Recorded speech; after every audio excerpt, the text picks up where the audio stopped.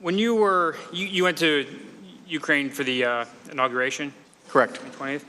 At any point during that trip, did Mr. Daniluk offer you a position of defense minister with the Ukrainian government? He did. And how many times did he do that? I believe it was 3 times. And do you have any reason why he asked you to do that? I don't know, but every single time I dismissed it. Upon returning, I notified my chain of command and the appropriate counterintelligence folks about the offer. I mean, Ukraine's a country that's experienced a war with Russia. Certainly their Minister of Defense is a pretty key position for the Ukrainians. President Zelensky, Mr. Daniluk, to bestow that honor on you, at least asking you. I mean, that was a big honor, correct? I think it would be a great honor, and frankly, I'm aware of service members that have left service to help nurture the developing democracies in that part of the world, certainly in the Baltics. Former officers, and if I recall correctly, it was an Air Force officer that became Minister of Defense. But I'm an American. I came here when I was a toddler, and I immediately dismissed these offers, did not entertain them.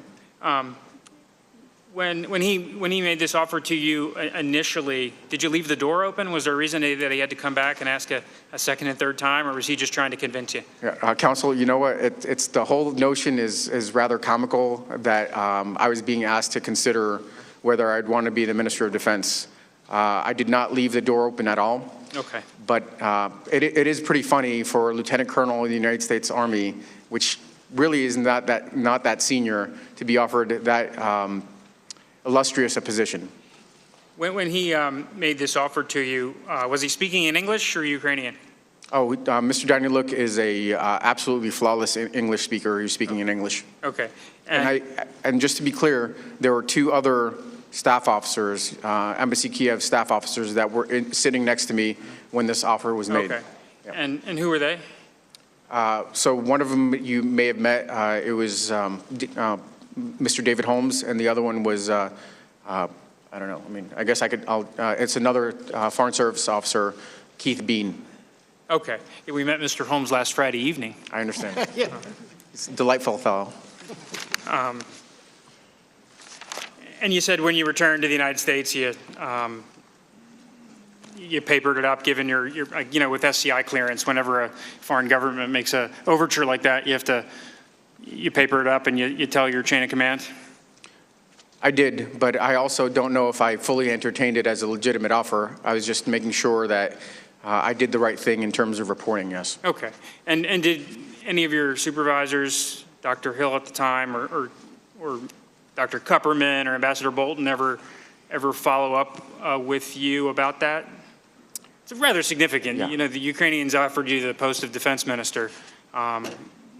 Did you tell anyone in your chain of command about it? After I spoke to, and I believe the deputy, our deputy senior director, John Areth, was there. Once I mentioned it to both of them, I don't believe there was ever a follow-up discussion. Okay.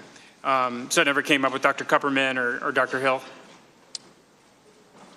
Following that conversation I had with Dr. Hill, I don't believe there was a subsequent conversation, and I don't recall ever having a conversation with Dr. Kupperman about it. Okay, and did you brief Director Morrison when he came on board?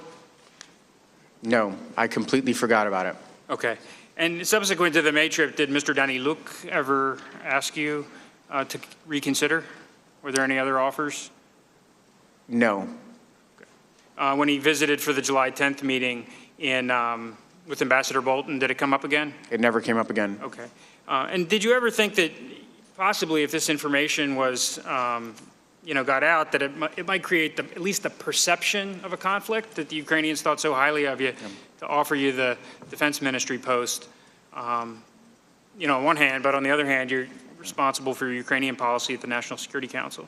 So, frankly, it's more important about what my American leadership, my American chain of command thinks than any of the, and these are honorable people. I'm not sure if he meant it as a joke or not, but it's much more important what my civilian White House National Security Council chain of command thinks, more so than anybody else. And frankly, if they were concerned about me being able to continue my duties, Of course. they would have brought that to my attention. Dr. Hill stayed on for several more months, and we could continue to work to advance U.S. policy. Okay.